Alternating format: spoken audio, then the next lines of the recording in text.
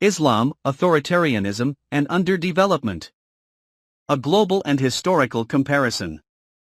Preface, Intro, Chapter 1. AHMETT. KURU. San Diego State University. Preface. As well as I can remember, I was having breakfast with my parents in Iskenderun, Alexandria, on Turkey's Mediterranean coast, on a hot day in the summer of 1989. My father seemed upset, and when I asked why, my mother replied that he had had a challenging debate the night before. My father then explained to me how a secularist Turkish army general we had hosted for dinner had broached the issue of Muslim backwardness around midnight, after I had gone to sleep. The general argued that it was only Protestant nations who truly contributed to modern civilization, while Muslim nations were mere consumers of it. My father, provincial chairman of then Prime Minister Turgut Özal's right-wing party, defended Muslims' importance in world history by listing their early contributions to mathematics and other fields. The polarized discussion had left my father frustrated. Intrigued by the debate, I read a book in my father's library, the Turkish translation of Walter Kiyalın's The Iron Angels, Birth, History, and Power of the Machines from Antiquity to the Time of Goethe. I immediately told my father that by reading that book I came to understand how Western Europeans surpassed Muslims in technology. He smiled at me in a compassionate way and said, "You should read at least 10 to 15 more books to say that." This is how I began and have continued to read on the subject of the present book, and why it is dedicated to my father, your KURU. Acknowledgements. I am thankful to my teachers, colleagues, and friends for their valuable contributions. The late Bernard Weiss taught me Islamic political thought when I was a graduate student about 2 decades ago. The late Alfred Stepan, Robert Hefner, Reet Kasaba, Joel Migdal, and Daniel Philpott inspired and encouraged my comparative work on religion-state relations. I have had rewarding intellectual engagements with Gökhan Bachik, Oscar Koka, and Fevzi Bilgin about Islam and politics. Mikhail Alexeyev, Ronne Schreiber, Hisham Fouad, and Ranan Kazemi were among my numerous critically engaging colleagues at San Diego State University, SDSU. Several SDSU fellowships, including the UGP and Hostler grants, supported my research. I am grateful to the SDSU librarians, particularly Edward DeBella and Joan Goodwin, for their assistance with my research. I thank Cambridge University Press's editor Robert Dreesen and content manager Robert Judkins for their patience and professionalism, and the 2 anonymous referees for their helpful recommendations. I owe thanks to several colleagues for their helpful comments and criticisms on earlier drafts of various chapters, including Aaron Glasserman, Maya Schatzmiller, Timur Karan, Khaled Abu El-Fadl, Michael Cook, Frederick Starr, Daniel Chirot, Randall Collins, Jan-Louis Ten Van Zanden, Louise Marlowe, Hassan Kayali, Nader Hashemi, Yura Eugenio, Stephen Dale, Charles Kurjman, Giauddin Sardar, Barak Eskasai, Kristen Fab, Kadir Yildirim, Peter Adamson, Yüksel Sezgin, Etge Yur, Anas Malik, Rize Yildirim, Renat Sheikh Hutdanov, Mehdi Amin Razavi, Sirhan Tanraverdi, and Nazir Gobadzada. I appreciate the hospitality of several friends during my research in Turkey, Qatar, Syria, Egypt, Tunisia, and Kazakhstan in various periods between 2010 and 2013. I am blessed with the unconditional love and support of my mother Sasekaru, brother Mehmet, and sisters Mine and Lael. My wife Zeynep has always been a source of love, inspiration, and joy. Our sons Yusuf and Yunus Ali have already begun asking comparative questions about the West and the Muslim world, 2 inextricable parts of their life. They will probably continue to ask many of the questions explored in this book, that is why it is dedicated to them too. Methodology, theory, and normative concerns. This book employs comparative historical methods while comparing certain periods of Islamic history with each other as well with particular periods of Western European history. One method it uses is process tracing, which traces the causes of change by dividing a historical process into smaller and analytically comparable periods. The book also uses the methodological tool of path dependence to examine how ideational and material conditions in particular historical periods, especially critical junctures, shape subsequent conditions by creating a path dependence. For example, in order to examine currently low levels of literacy in Muslim societies, the book traces the historical origins of this problem to these societies' 3-century-long delay in establishing printing presses. Muslim societies did not take advantage of the printing technology during and even after the critical juncture of the mid-15th century, when first presses were established in Western Europe. This historical experience created a path-dependent literacy gap between Muslim and Western European societies. There are two main theoretical approaches in the literature on the problems of violence, authoritarianism, and underdevelopment in Muslim countries. The first one is the essentialist approach, which points to Islam as the main source of Muslims' current problems. Several critics of Islam in the West as well as in Muslim countries have adopted various versions of this approach. They define certain essential characteristics of Islamic texts or history and then single out these alleged essentials as causes of the problems. The second one is the post-colonial or anti-colonial approach, which is more international in its analysis. It stresses Western colonization of Muslim countries and ongoing Western exploitation of their resources as reasons for Muslim society's contemporary problems. Many ideological groups in Muslim countries, from Islamists to secularists, have shared this anti-Western perspective. This book takes issue with both of these approaches. It criticizes essentialism by documenting that between the 8th and 12th centuries Muslim societies exhibited great philosophical and economic achievements, which indicates Islam's compatibility with progress. The book also criticizes the anti-colonial approach by emphasizing that in the mid-19th century, when the pervasive colonization of Muslim lands by Western powers began, Muslims had already suffered multiple political and socio-economic crises.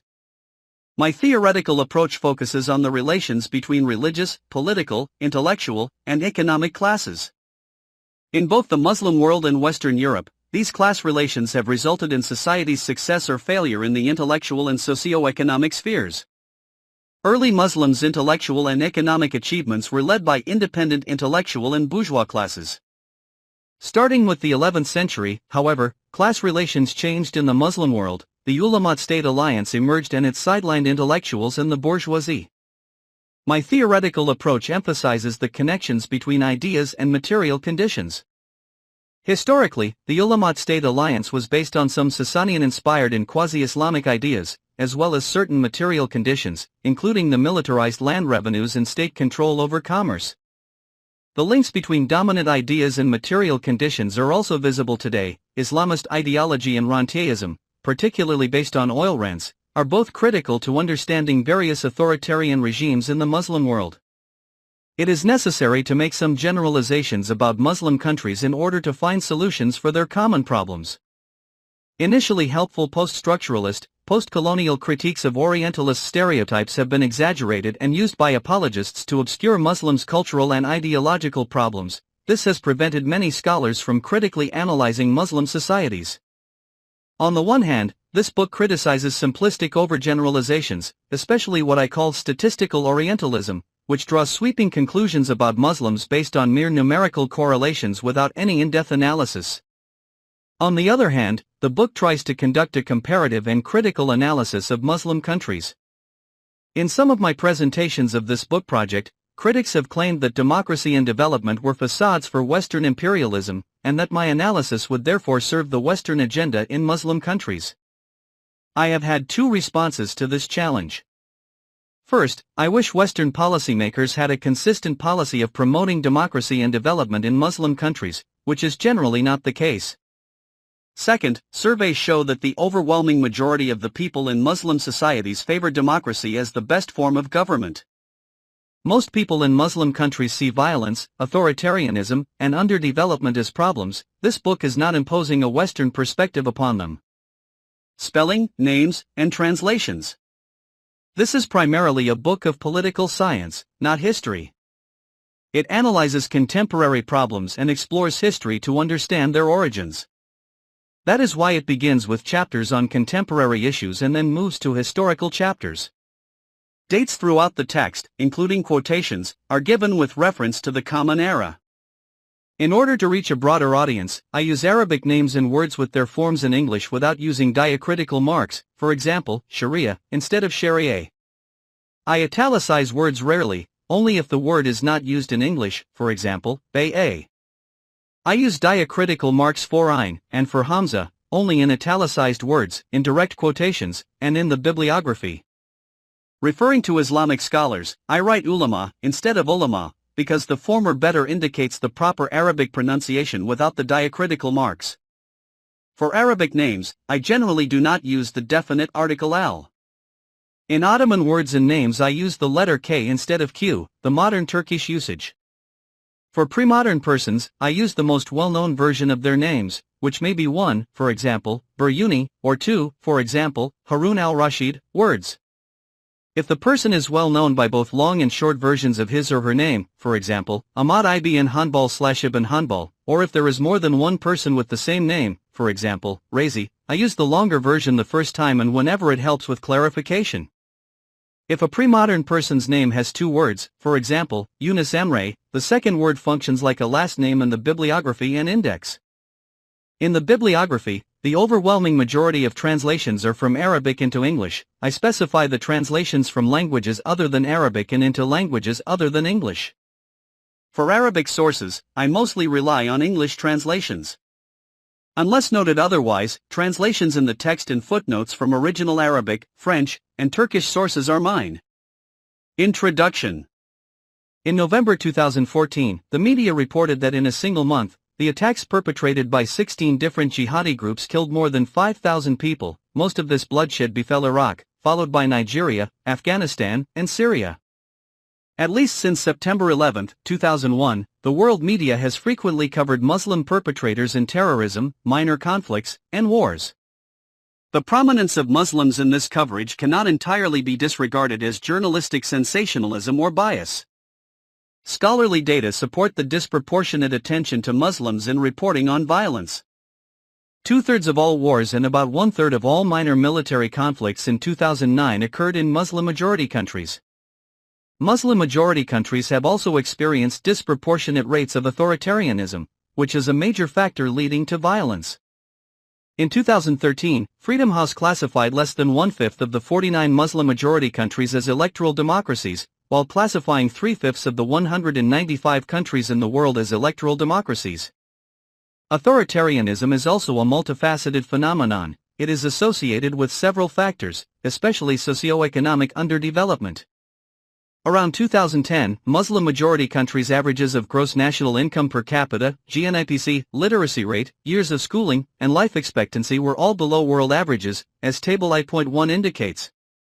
These data lead us to ask, why are Muslim-majority countries less peaceful, less democratic, less developed? Table I.1 Muslim-majority countries in the world, around 2010, Muslim-majority countries, 49, all countries, around 195, violence, total numbers, authoritarianism underdevelopment, averages, wars, for minor conics, 9 electoral democracies, 14% GNIPC, $9,000 literary rate, 73% schooling. 5.8 years life expectancy, 66 years wars, 6 minor conics, 30 electoral democracies, 60% GNIPC, $14,000 literary rate, 84% schooling, 7.5 years life expectancy, 69 years. Sources: Violence, Uppsala Conflict Data Programs, UCDP, 2009 data quoted in Harborn and Wallenstein 2010, 506-7. UCDP defines conflicts that cause at least 1,000 casualties as wars and those that lead to between 25 and 999 casualties as minor conflicts. Electoral Democracies, Freedom House 2013. GNIPC, World Bank 2010. In my calculation, I excluded Qatar's GNIPC, $179,000, which was about 3 times higher than the second highest in the world, Luxembourg, $61,790. Literacy rates, United Nations Statistics Division 2013. Years of schooling and life expectancy, United Nations Development Programme 2011. Contemporary problems of Muslim-majority countries are especially puzzling given the scholarly and socio-economic achievements of their predecessors between the 8th and 12th centuries. During that period, the Muslim world produced creative polymaths such as Farabi, Biruni, and Ibn Sina, and played a pivotal role in intercontinental trade, while Western Europe was a marginal corner of the Old World.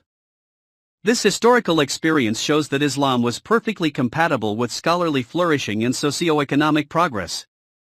In the 11th and 12th centuries, however, a gradual process of reversal in terms of comparative levels of scientific and socio-economic development started between the Muslim world and Western Europe. Especially between the 16th and 18th centuries, Western Europe experienced multiple progressive transformations, while the Muslim world became stagnant and fell behind. When widespread Western colonization of Muslim lands began in the mid-19th century, Muslims had already faced multiple intellectual, socio-economic, and political problems.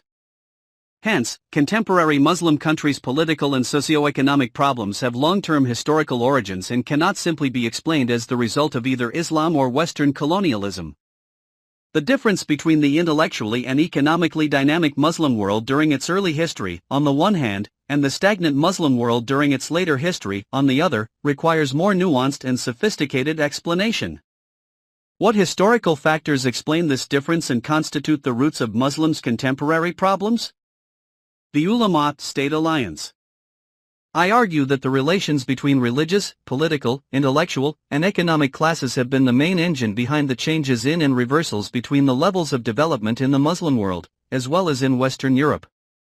In early Islamic history, Islamic scholars generally regarded close entanglements with political authorities as corrupting. They preferred to be funded by commerce and maintained close relations with merchants. According to one analysis I will elaborate later, from the 8th to the mid-11th century, 72.5% of Islamic scholars or their families worked in commerce and/or industry.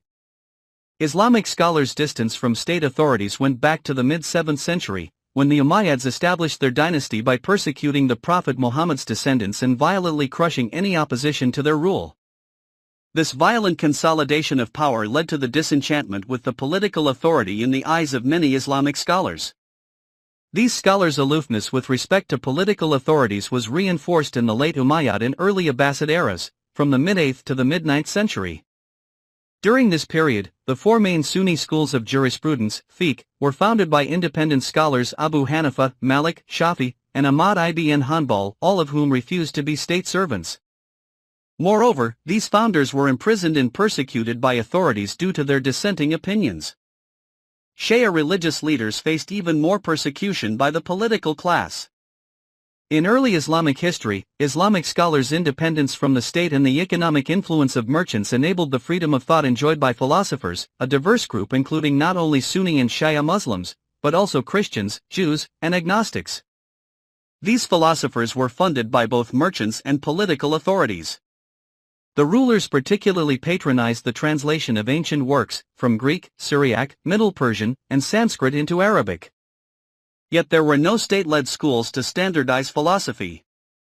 Thus, state patronage of philosophers in early Islamic history was less harmful for intellectual flourishing than what would become the state patronage of Islamic scholars, the ulama, sing. Alim, following the 11th century. What happened in 11th century Central Asia, Iran, and Iraq was a multi-dimensional transformation. Abbasid caliphs in Baghdad, severely weakened by the rising Shia states in North Africa, Egypt, Syria, and even Iraq, called for the unification of Sunni Muslims to meet this threat. In order to unify Sunni sultans, ulama, and masses, two Abbasid caliphs declared a Sunni creed in the early 11th century. Those whose views were deemed to contradict this creed, including certain Shias, rationalist theologians, Mu'tazilis, and philosophers, were declared to be apostates and faced the threat of execution. This call for the formation of a Sunni orthodoxy coincided with the rise of the Ghaznavids, a Sunni military state in Central Asia. Later, the Seljuk Empire, 1040–1194, emerged as an even more powerful Sunni military state that ruled over a large territory including most parts of Central Asia, Iran, Iraq, and Anatolia. Central to Seljuk rule was the expansion of the Iqta, an existing system of land revenue assignment and tax farming designed to bring agricultural revenues in particular and the economy in general under military control. This policy weakened the economic capacity and social position of merchants, who had previously provided funding to both the ulama and philosophers. One Seljuk Grand Vizier, minister, also initiated the foundation of a series of madrasas, the so-called Nizamiyas, to synthesize competing Sunni schools of jurisprudence and theology and to produce Sunni ulama who could challenge Shias, Mu'tazilis, and philosophers. A genius scholar, Ghazali, played a key role in this project, writing multiple influential books criticizing these three unorthodox groups. From the 12th to the 14th century, the Seljuk model of the ulama-state alliance spread to other Sunni states in Andalus, Egypt, and Syria, particularly the Mamluks. The Crusader and Mongol invasions accelerated the spread of this alliance because Muslim communities sought refuge from the chaos of foreign invasion in military and religious authorities. Later, around the 16th century, Muslims established three powerful military empires, the Sunni Ottoman, the Shia Safavid, and the Sunni-run, but non-sectarian, Mughal empires. These empires established versions of the Ulama state alliance in territories extending from the Balkans to Bengal. These empires were militarily very powerful, but they failed to revive early Muslims' intellectual and economic dynamism because they virtually eliminated philosophers and marginalized merchants.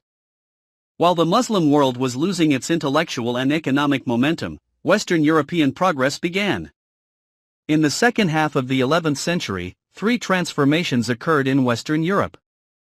First, the Catholic Church and royal authorities tried and failed to dominate one another, leading to the institutionalization of the separation between them as a modus vivendi. This substantially contributed to decentralization and balance of power among Western European actors and institutions. Second, universities started to be established and provided an institutional basis for the gradual emergence and increasing influence of the intellectual class. Many revolutionary thinkers, from Aquinas to Luther, from Copernicus to Galileo and Newton, would be university graduates and professors. Third, the merchant class, which would be the engine of Western European economic breakthroughs, began to flourish. These new relations among religious, political, intellectual, and economic classes eventually drove various progressive processes, including the Renaissance, the printing revolution, geographical explorations, the Protestant Reformation, the Scientific Revolution, the American and French Revolutions, and the Industrial Revolution. As a result of these processes, Western Europe surpassed its once superior competitors, the Muslim world and China. After nearly a century of Western colonialism, Muslims began to establish independent states in the 1920s and 1930s. These states inherited deep political and socio-economic problems as a result of centuries of intellectual and economic stagnation followed by colonial exploitation. In order to address the problems of violence, authoritarianism, and socio-economic underdevelopment, Muslim countries needed creative intellectuals, that is, thinkers who criticize established perspectives and produce original alternatives, and independent bourgeoisie, that is, economic entrepreneurs, such as merchants, bankers, and industrialists. Yet these two classes did not emerge in most Muslim countries, an absence I attribute to the historical, post-11th century, dominance of the Ulamad state alliance. Nonetheless, starting with Turkey and Iran in the 1920s, new states that were formed in the Muslim world with few exceptions such as Saudi Arabia it did away with the Ulama state alliance and embraced more secular arrangements of political power. But why, even in these cases of political secularization, did independent intellectual and bourgeois classes not emerge in an influential manner? Secularists and Islamic actors. Despite their century-long struggles against each other, secularists and Islamic actors have both contributed to the enduring marginalization of intellectuals and the bourgeoisie in their societies. There are three main explanations for the secularists' contribution. First, most 20th century secularist leaders in such cases as Turkey, Iran, Egypt, Iraq, Syria, Algeria, Tunisia, Pakistan, and Indonesia were former military officers. By training and socialization, they were unlikely to truly appreciate the importance of intellectuals and the bourgeoisie for the political and economic development of their countries. Second, these secularist leaders were generally under the influence of socialist and fascist ideologies, in particular, and authoritarian modernist ideas, in general. Thus, they imposed ideological views to society and established state control over the economy by restricting the intellectual and bourgeois classes. Third, many secularist rulers have arbitrarily tried to use Islam to legitimize their regimes. Such co-optation has eventually promoted the established ulama at the expense of independent Islamic scholars and intellectuals. Though they were founded by secularist leaders, many modern states in the Muslim world experienced Islamization of public life as a result of policy failures of the secularists and general conservatism of Muslim societies. Islamization has elevated the status of three groups of Islamic actors who have shared negative attitudes toward intellectuals and the bourgeoisie. One group is the ulama, who are trained in madrasas or their more modernized equivalents, such as Turkey's departments of theologies, in Islamic disciplines, including jurisprudence, the hadith, and Quranic exegesis. Another group is the Islamists, who engage in electoral or other types of politics through political parties and movements. The third group is the Sufi sheikhs, who are mystical and social leaders of Sufi orders, tariqas. Despite their internal disagreements, these Islamic actors have shared negative attitudes toward the independent bourgeoisie, given their status and hierarchical outlook, according to which religious and political authorities are supposed to hold the highest social status. These Islamic actors have also had a common anti-intellectual attitude. This attitude follows the ulama's epistemology, which is based on four hierarchical sources: the Quran, hadiths, the records of the Prophet's words and actions, consensus of the ulama, ijma, and analogical reasoning, qiyas. Two characteristics of this epistemology discourage new interpretations of Islam, particularly by Muslim intellectuals. First, it restricts reason to making analogies on points where the literal meanings of the Quran and hadiths offer no clear ruling, and where there is a lack of consensus among the scholars. Second, and relatedly, it establishes the consensus of the ulama as an entrenched authority, which weakens alternative views. In fact, the basis of consensus as a jurisprudential concept is a hadith: my community will never agree upon an error. The term community here referred to Muslim people at large.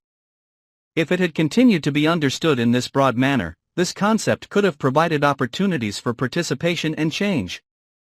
However, the ulama have monopolized the concept of consensus by exclusively interpreting it with reference to themselves, turning it into a bulwark of conservatism. Early Muslims actually assigned a more significant and emancipatory role to reason. Abu Hanifa, 699–767, the founder of earliest Sunni school of jurisprudence, acknowledged a jurist's reason-based judgment as an important source of jurisprudential authority. 2 generations later, however, Shafi'i developed the jurisprudential method that prioritized the literal understanding of the Quran and hadiths, followed by the consensus of the ulama, limiting the role of reason to mere analogy. Moreover, with the works of such eminent ulama as Ghazali, Shafi'i's jurisprudential method influenced other fields of Islamic knowledge such as theology and Sufism. At first, Shafi'i's method was one of the many alternative jurisprudential approaches. By the establishment of the Ulama-State alliance starting in the 11th century, however, it gradually became the main pillar of Sunni orthodoxy. Ultimately, Hanafis adopted this methodology, as did Malikis and Hanbalis. Consequently, Shafi'i's jurisprudential method became a dominant epistemology that came to order other aspects of knowledge in the Muslim world. If it were admissible to name Islamic culture according to one of its products, wrote Muhammad Abid al-Jabri in the 1980s, then we would call it the culture of fiqh, jurisprudence, in the same sense that applies to Greek culture when we call it a culture of philosophy and contemporary European culture as a culture of science and technology. For Jabri, the rules of jurisprudence established by Shafi'i are no less important in forming Arab Islamic reason than the rules of methodology posited by Descartes about the formation of French reason. There have been some attempts to include additional sources of knowledge into this jurisprudential epistemology. Although Ghazali was a leading promoter of this epistemology, particularly its sidelining of reason, he was also a sophisticated scholar with complex, if not always consistent, ideas. He promoted the idea of the 5 higher objectives of Islamic law. About 3 centuries later, the Andalusian jurist Shatabi elaborated these 5 objectives: the protection of religion, of life, of intellect, of progeny, and of property, as a way of making jurisprudence more flexible. Sufi sheikhs' promotion of mystical knowledge was another attempt to relax the epistemological constraints on Muslim intellectual life. Nonetheless, these efforts have mostly remained inconsequential in comparison to the dominant epistemology originally formulated by Shafi'i, which assigns a marginal role to reason and no role to empirical experience. This epistemology has been a source of the anti-intellectualism among the ulama, Islamists, and Sufi sheikhs. From the 1980s onward, many Muslim countries experienced Islamization of the public life, as part of the global rise of religious movements. The ulama, Islamists, and Sufis gained more public influence and reinforced the marginalization of the intellectual and bourgeois classes. The secularists by and large have been similarly anti-intellectual and anti-bourgeois in implementing their authoritarian secularist ideologies and policies. Under these class conditions, Muslim countries have mostly failed to solve their multifaceted and historically rooted problems. Those who see Islam as inherently rejecting religion-state separation may regard my explanation as pessimistic. For them, if the ulama-state alliance is the source of Muslims' problems, then there is no way to solve them, because the alliance is based on Islam's essentially non-separationist approach to religion-state relations. However, my analysis actually explains that the ulama-state alliance is neither an essential part of the Quran and Hadiths nor a permanent feature of Islamic history. Early Islamic history includes examples of religion-state separation, and it is a mistake to see Islam as inherently rejecting such separation. But what might be the cause of this widespread and by now conventional misunderstanding? Religion and the state, din wa dawla. There are two main sources of the conventional view about Islam's relationship with the state. One source is the body of work by Western, that is, North American and Western European, scholars who have taken the ulama's quasi-Islamic political views written during and after the 11th century as the definition of what is essentially Islamic. In his well-known book, Political Thought in Medieval Islam, Erwin Rosenthal falsely attributes a saying to the Prophet Muhammad, religion and secular power are twins. Rosenthal claims that it is Ghazali who quotes this hadith. In Moderation in Belief, cited by Rosenthal, Ghazali does indeed define religion and the state as twins. It has been said that religion and sultan are twins, and also that religion is a foundation and the sultan is a guard, that which has no foundation collapses and that which has no guard is lost. Yet, when Ghazali wrote, it has been said, he was not referring to a hadith. In fact, the maxim religion and royal authority are twins was a well-known saying, not of prophetic but of Sasanian origin. A century and a half before Ghazali, the historian Masudi quoted an Arabic translation of a Sasanian text in his book. In Masudi's narrative, the founder of the Sasanian Empire, Ardashir, 224-42, provided the following advice in his testament: religion and royal authority are twins, who cannot exist without each other, because religion is the foundation of royal authority and royal authority is the guard of religion. Any structure that does not repose on a foundation collapses, and any structure that is not guarded perishes. Before Masudi, the Testament of Ardashir had been translated from Middle Persian into Arabic several times, the first of which was completed as early as the 8th century. In sum, the origin of the idea of religion-state brotherhood in the Muslim world is a Sasanian, not an Islamic, text. I elaborate more on this issue in Chapter 4. In various episodes of his life, Ghazali, 1058-1111, had inconsistent relations with state authorities, another indication that Islam-state relations have never been straightforward. Early in his career, Ghazali taught in a state-controlled madrasa and was subject to direct influence from the rulers. Later on, Ghazali renounced all affiliation with the state to become an independent Sufi and scholar, by declaring his regret for previous entanglements with state authorities. Things changed again toward the end of Ghazali's life, when he briefly returned to teaching in a public madrasa. Ghazali's writings reflect this inconsistent relationship with the state. In his magnum opus, The Revival of Religious Sciences, which promotes Sufism, Ghazali reiterated his lines about religion-state brotherhood but also urged the ulama to avoid close connections with rulers, defining the latter as generally corrupt and repressive. Thus, despite the construction of the ulama-state alliance in the 11th century, the earlier ulama's ideas about the necessary distance between scholars and political authorities partially survived in Muslim lands. Islamist propaganda is the second source of the misperception of Islam as inherently opposed to religion-state separation. Although Islamists have gained power in only a few countries, they have helped drive the Islamization of the public sphere across the Muslim world and informed perceptions of Islam around the globe. Throughout the 20th century, Islamist leaders, including Hussain al-Banna, the founder of the Muslim Brothers in Egypt, Abul Ala Maududi, the founder of Jamaat-i-Islami in the Indian subcontinent, and Ruhollah Khomeini, the founder of the Islamic Republic of Iran, rejected the notion of a secular state and championed the integration of religion and state, going beyond the pre-modern notion of a religion-state alliance. Al-Banna, 1906-43, popularized the idea that Islam is both religion and the state, al-Islam din wa dawla. Khomeini, 1902-89, was both a prominent member of the Shia ulama and an Islamist revolutionary leader. For Khomeini, the slogan of the separation of religion and politics and the demand that Islamic scholars not intervene in social and political affairs are propagated by the imperialists, and it is only the irreligious who repeat them.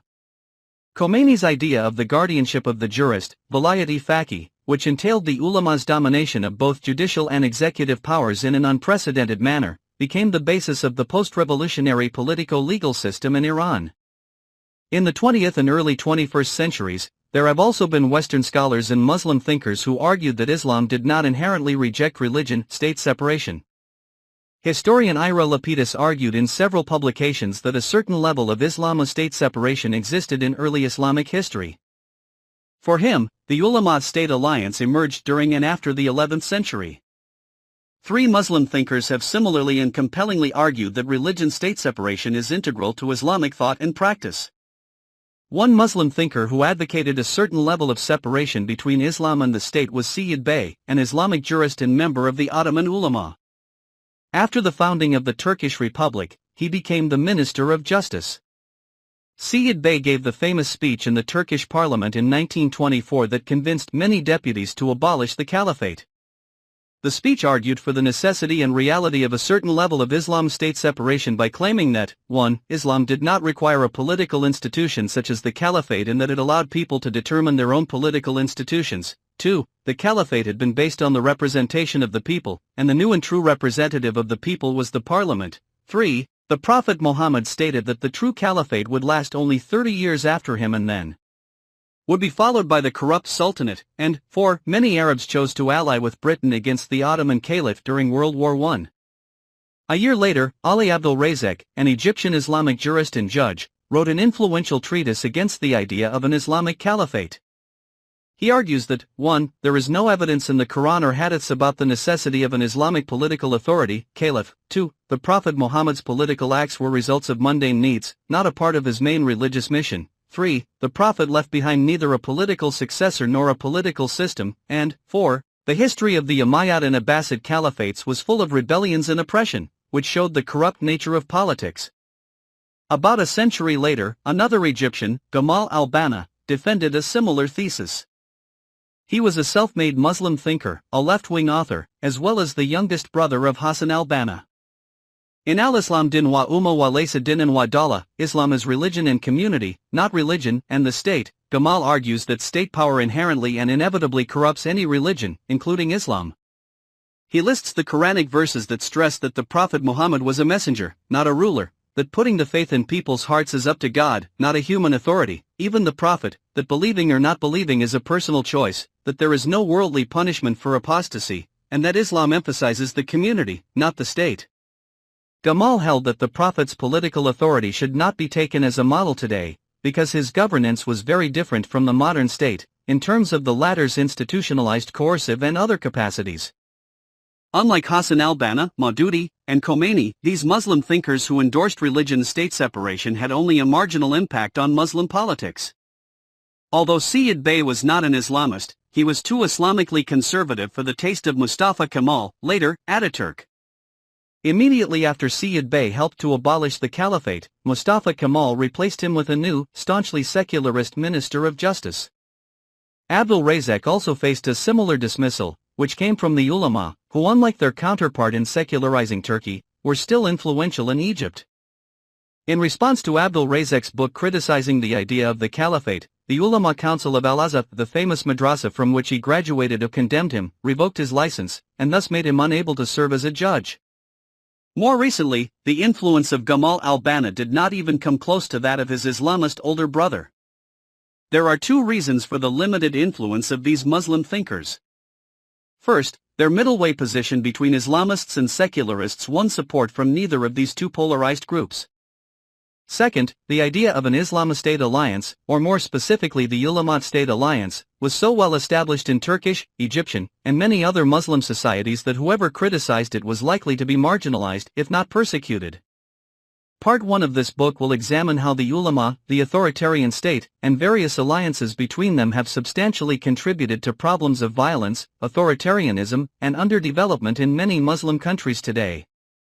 Part 2 will analyze how the ulama-state alliance began to emerge in the 11th century, a critical juncture before which Muslims had achieved scholarly and socio-economic progress and after which they started to experience intellectual and socio-economic stagnation. Violence and peace. Followers of world affairs frequently see news about terrorist attacks and military conflicts in which Muslims took part. From 1994 to 2008, Islamist groups perpetrated 3/5 of the 204 high-casualty terrorist bombings that occurred throughout the world. In 2009, there were 6 wars and 31 minor conflicts in the world, each having 2 main sides. 2/3 of the sides in the wars, 8 out of 12, and 2/5 of the sides in the minor conflicts, 24 out of 60, were Muslim-majority states or Muslim groups. These rates of participation are disproportionate, as Muslims constitute only 1/4 of the world's population and Muslim-majority countries make up only 1/4 of the world's countries, see Map 1. Muslims' association with violence is disproportionate only in terms of political violence, including war, minor conflict, and terrorism. That association is also a recent phenomenon. When it comes to homicide, measured as homicides per 100,000 people in a year, the average rate of Muslim-majority countries is lower, 2.4, than that of non-Muslim countries, 7.5. Even regarding political violence, Muslims did not have a disproportionately high involvement until the late 20th century. They played a very limited role in the World War I and World War II. Until the 1980s, Muslims generally experienced less state violence domestically in comparison to several communist and fascist regimes in the Soviet Union, China, Southeast Asia, and Latin America. From the 1940s to the 1980s, the major terrorist organizations were also primarily socialist, not Islamist. Thus, the disproportionate Muslim participation in political violence is mostly a phenomenon of the last 3 decades. If this is the case, what explains the recent surge of Muslim involvement in political violence?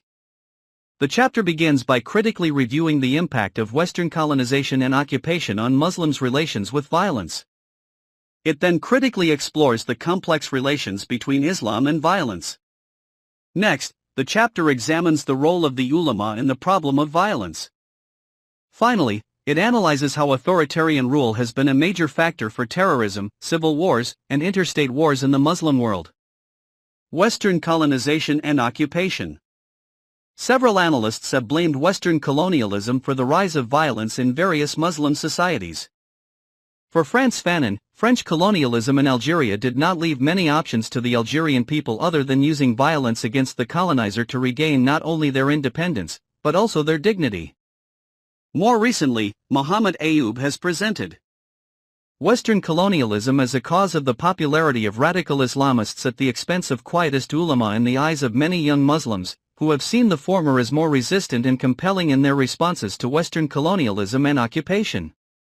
Western interventions in the Middle East have not been confined to direct colonization and occupation, but have taken various forms. The history of Saudi Arabia provides an example. Saudi Arabia has unapologetically been a leading force in spreading Salafi ideas around the world. Salafism is a Sunni reform movement that claims to purify Muslim thought and practice of what it takes to be corrupt traditions. It received its name from the word salaf, predecessors, because Salafists regard the earliest 3 generations of Muslims as the exemplars of true Islam and criticize the traditions established by the ulama, with such exceptions as the works of Ahmad ibn Hanbal and Ibn Taymiyyah. Notwithstanding their general criticism of the ulama's authority, Salafists have their own ulama today in Saudi Arabia and elsewhere. Salafists take the Quran and hadiths very literally and reject any innovative interpretation. Salafi's literalism is a source of their opposition to Sufis' mystical understanding of Islam. Moreover, given their rejection of any spiritual mediator between man and God, Salafists have strongly opposed Sufis, who venerate both living and dead sheikhs, and Shias, who venerate both living and dead imams. A particular version of Salafism, so-called Wahhabism, has been the official religious doctrine of Saudi Arabia. Wahhabi control of Mecca and Medina, which enables them to preach millions of pilgrims, and of nearly % of the world's oil reserves, has been crucial for the spread of Salafism around the globe. The recent destruction of Sufi shrines by Salafists in Mali and of various historical buildings by the Islamic State of Iraq and Syria, ISIS, is reminiscent of Saudi Wahhabis' demolition of Sufi shrines and historical buildings in the Arabian Peninsula in the 19th and 20th centuries. Particularly following their conquest of Mecca and Medina, the Saudi Wahhabis destroyed historical sites, including the tombs of the Prophet Muhammad's companions, as well as certain historical texts. A Western observer can hold Muslims responsible for letting a puritanical interpretation of Islam dominate in the 2 holy cities of Islam.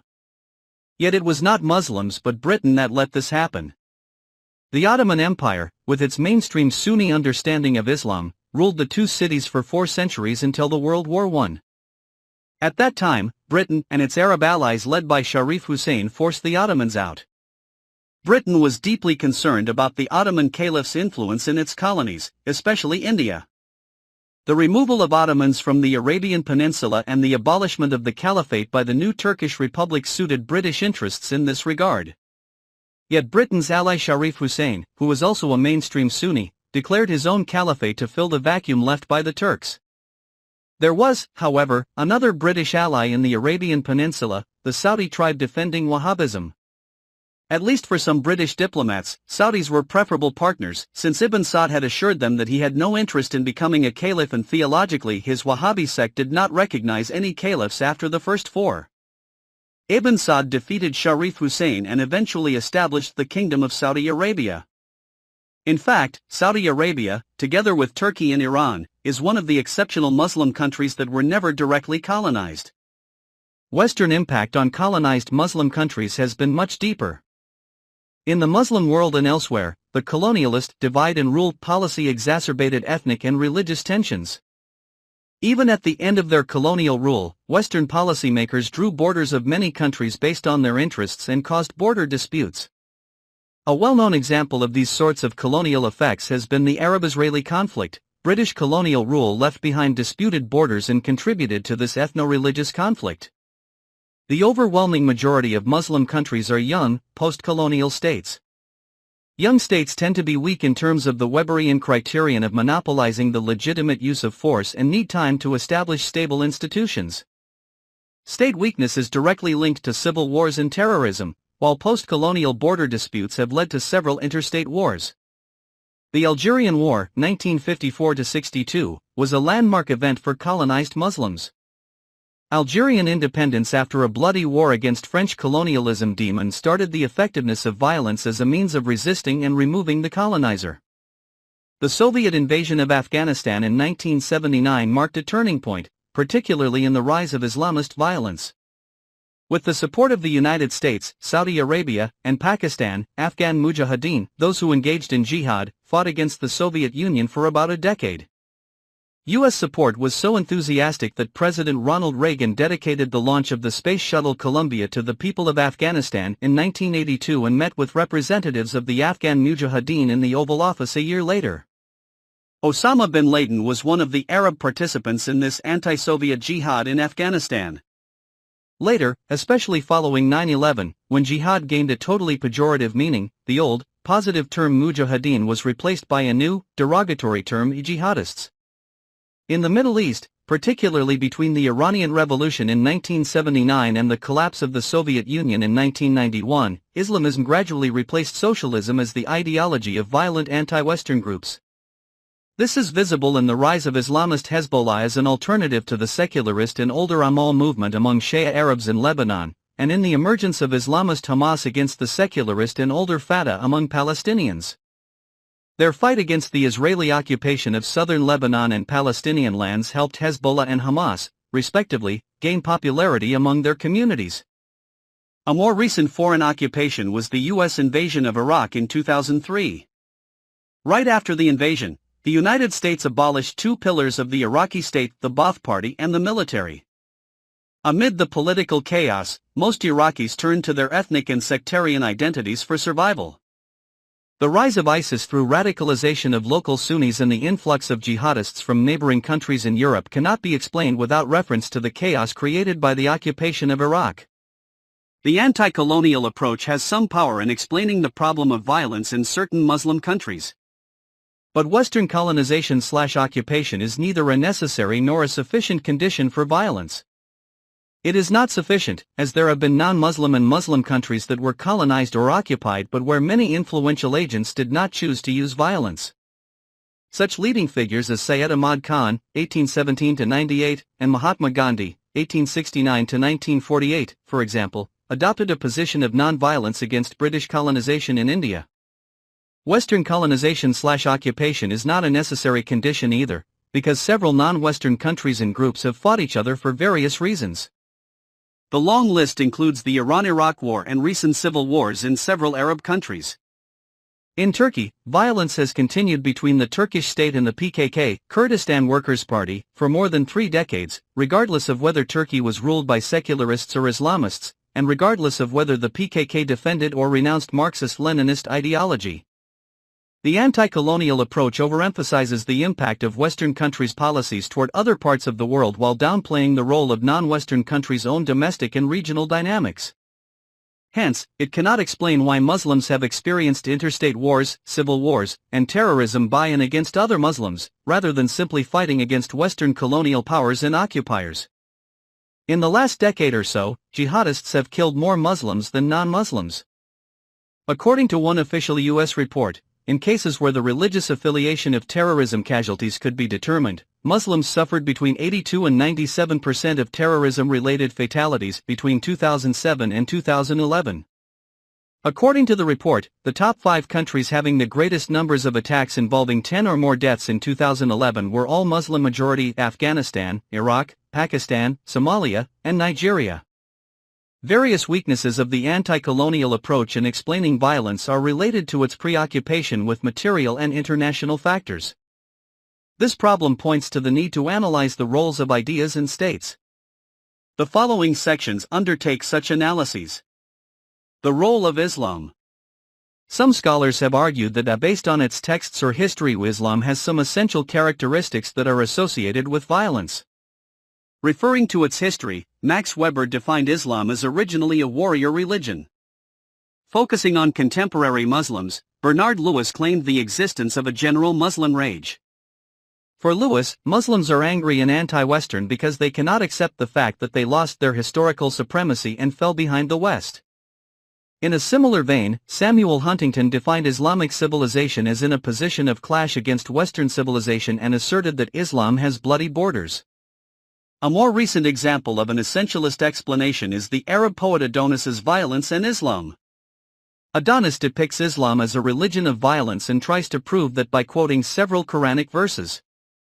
In his words, the Quran is an extraordinarily violent text. He seems to ignore the role of human actors in interpreting religious texts. Adonis also alleges that Arabs are somehow perpetually violent. For 15 centuries, the war between Arabs has not ceased. The history of Arabs is a perpetual war. He overemphasizes the history of intra-Arab wars and virtually ignores the Crusader and Mongol invaders, the Turkish, Circassian, and Berber rulers, and Western colonizers in the last millennium of the Arab world. The essentialist explanations have several shortcomings. By singling out Islam as the cause of violence, they disregard the fact that violence is a general human problem. Millions were killed in historical atrocities perpetrated by various ethno-religious groups, from the Mongol massacres to the colonization of the Americas, from the Taiping and Dungan rebellions in China, to the 2 world wars. More specifically, for the last 2 centuries, it is Western powers, not Muslim countries, who have militarily dominated the world. The British Empire has invaded, had some control over or fought conflicts in the territory of something like 171 out of 193 UN member states in the world today. In 2006, the United States had 833 military installations in more than 100 countries and territories, 766 in other countries and 77 in U.S. territories. In 2012, the U.S. military expenditure was $682 billion, which constituted 39% of world's entire military expenditure. Individuals justify violence in many ways, including by invoking religion. In the words of Alfred Stephan, all religions are multivocal and thus can be interpreted to promote peace or violence. In other words, religions do not have unchanging essences regarding violence. Critics of this view have pointed to Buddhism as essentially peaceful, unlike Islam and Christianity. Yet recently Buddhist monks' participation in massacres against the Muslim minority in Myanmar revealed that Buddhism is no different from other religions, as far as the potential for violence is concerned. Similar incidents have also occurred in Sri Lanka and Thailand. It's a faith famous for its pacifism and tolerance.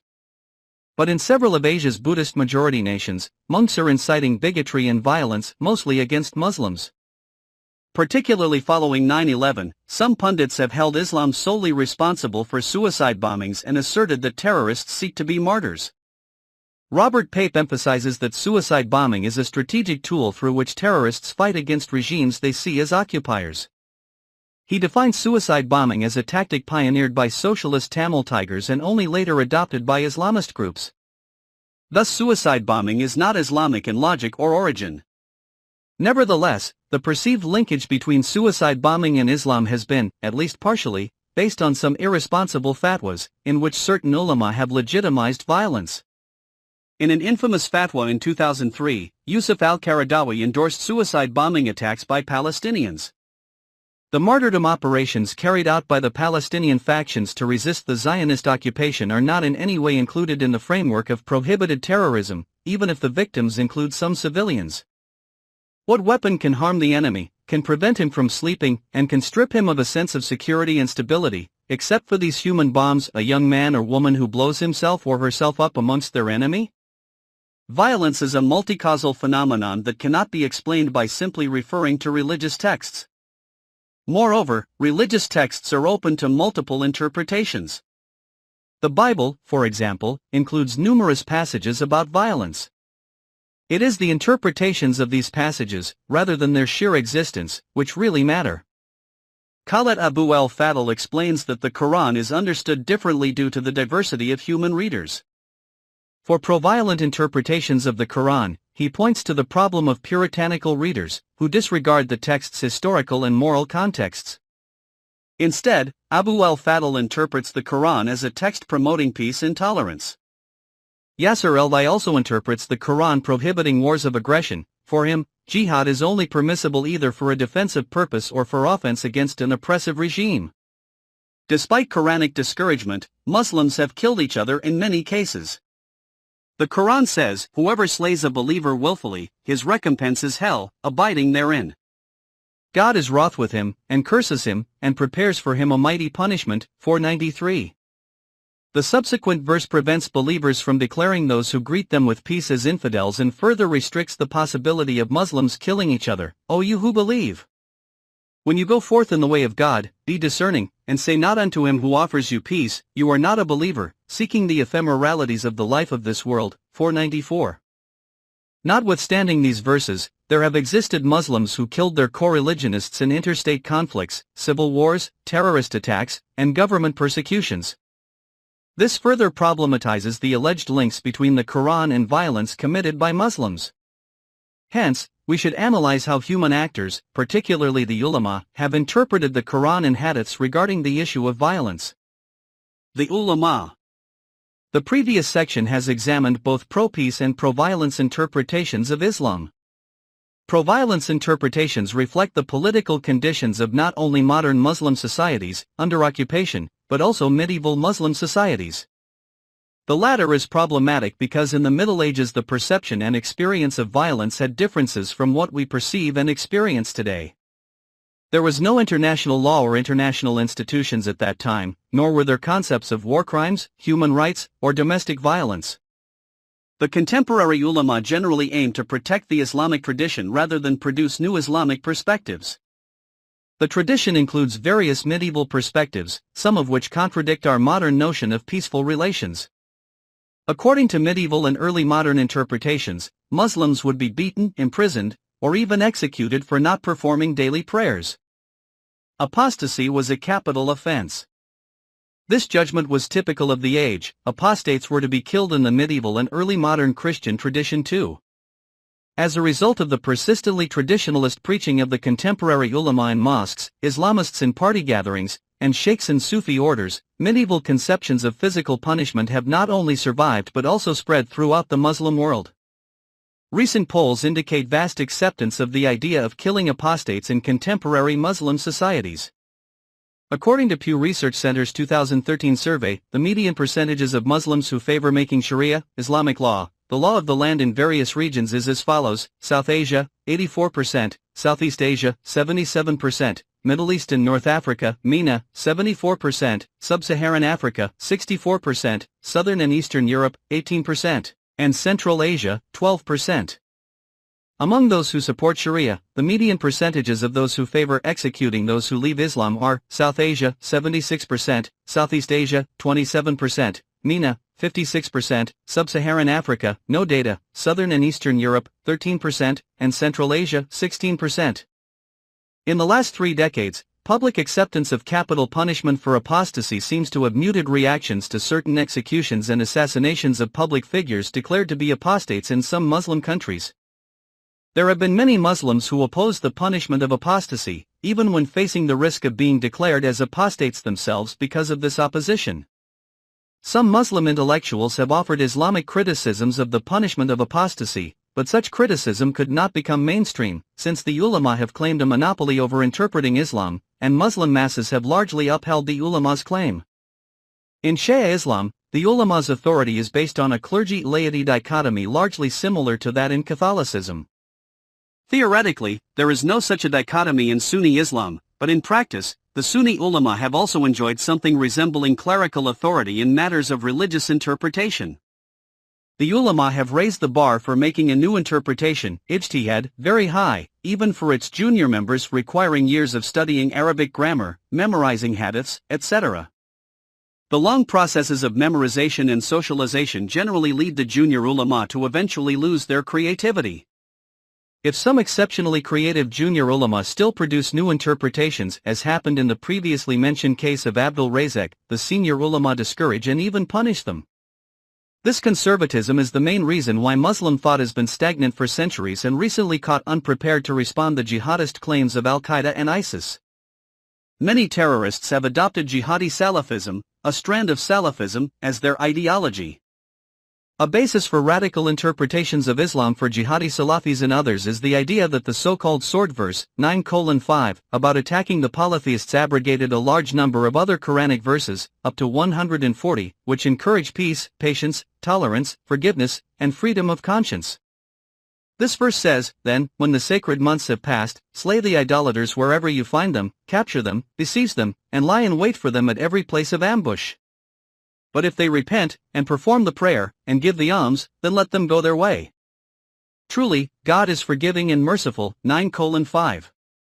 For those who accept this particular idea of abrogation, there remains almost no textual basis for a peaceful relationship with non-Muslims, or even with various Muslims.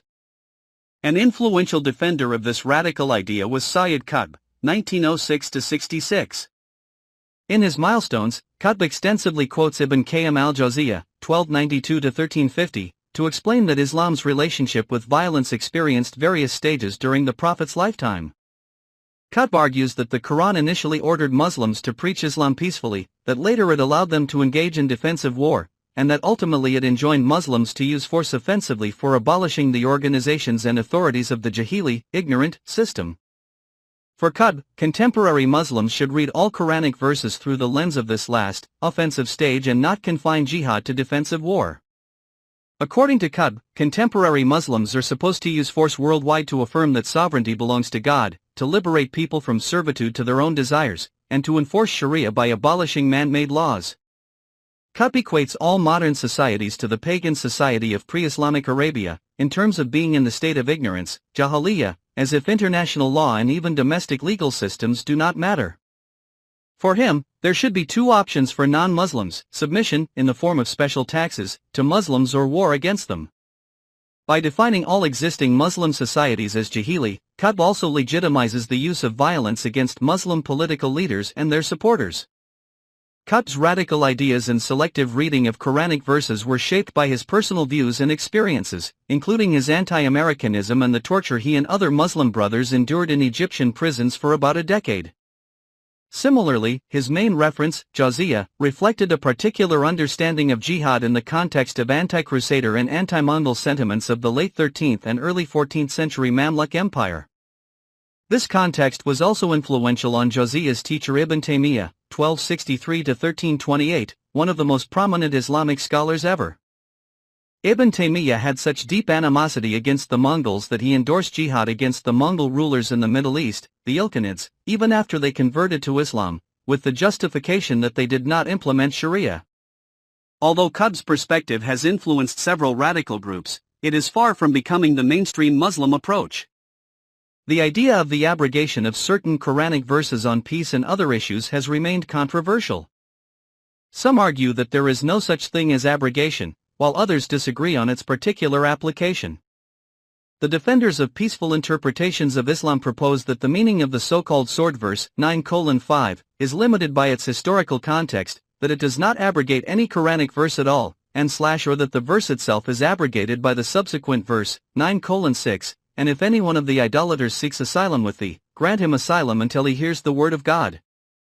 Then convey him to his place of safety. That is because they are a people who know not. In fact, the designation sword verse was a late construction. No commentator before Ibn Kathir, died in 1373, referred to the verse with this name. In fact, the word sword does not exist in this verse or any other verse in the Quran. Several Muslim scholars have emphasized peace as a general objective of Islam. According to Sherman Jackson, peace treaties are sanctified in the Quran. For him, the Quranic verses endorsing and even encouraging armed struggle should be understood in the context of the state of war that existed in the Arabian Peninsula before and during the revelation of the Quran. Today, however, the development of international law and institutions necessitates an overall rethinking of the concept of jihad, which was historically interpreted in terms of offensive military actions. Pre-modern jurists divided the world into the Dar al-Islam, abode of Islam, and the Dar al-Harb, abode of war. These concepts contradict the modern ideals of the establishment of equal citizenship in Muslim countries, integration of Muslims into Western societies, and development of a more peaceful international system. This contradiction is so deep that it makes a new interpretation of these two concepts impossible. Jackson, for example, interprets Mawardi's definition of Dar al-Islam as any land in which a Muslim enjoys security. Yet in fact Mawardi encouraged Muslims to remain in lands, here a Muslim is able to protect and isolate himself, even if he is not able to proselytize and engage in combat. He did not legitimize Muslims' residence under non-Muslim rule as a normal condition.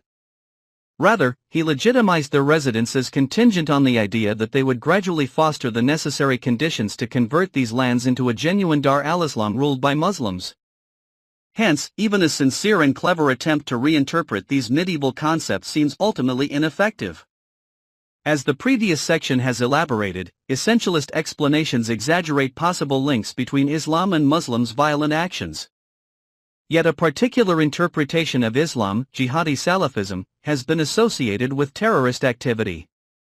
The ulama share responsibility for this problem, because their monopolization of the interpretation of Islam has led to the stagnation of Muslim intellectual life. As a result, Muslim societies have not been intellectually dynamic enough to produce effective counterarguments against jihadi Salafi propaganda. Terrorism and other types of violence are complex phenomena. They are not simply caused by religious or secular ideas alone. Other factors, especially political and socio-economic conditions, also lead to violence. Moreover, pro-violence or pro-peace interpretations of religions do not emerge in isolation, but rather are formed within a political context. The next section will examine how the authoritarian state has provided conditions conducive for both religious radicalism and violence in many Muslim countries. The authoritarian state. Democratic peace theory argues that democracies are not likely to wage wars against each other.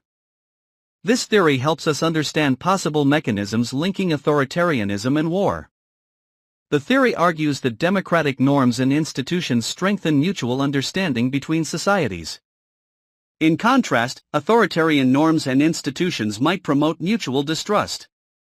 Another mechanism for maintaining peace is that democratic institutions and open public conversations constrain decision-makers. Authoritarian rulers, on the contrary, are neither checked by representative institutions nor held accountable by open public debate. Thus authoritarian regimes are more likely to wage war due to their rulers' unaccountable decisions. When we compare the Middle East and East Asia, we find some historical commonalities. Both regions had a colonial experience, faced Western interventions since decolonization, and consisted mostly of authoritarian states until the late 1980s. During the last 3 decades, however, East Asia has achieved a process of democratization. Currently, half of the countries, 9 of 18, in the region are electoral democracies. Eaton Zollingen has also noted an important divergence between the two regions in terms of war and peace. She observes that in the aftermath of World War II, both regions encountered multiple military conflicts. From 1965 to 2007, however, the incidence of interstate wars and militarized conflicts has been nearly 5 times higher in the Middle East, as was their severity. By contrast, declining militarized conflict and rising intra-regional cooperation has replaced earlier patterns in East Asia. Zolingen explains these two diverging trajectories with opposite models of governance in these two regions. Leaders in most East Asian states pivoted their political control on economic performance and integration into the global economy, whereas most Middle East leaders relied on inward-looking self-sufficiency, state and military entrepreneurship, and a related brand of nationalism.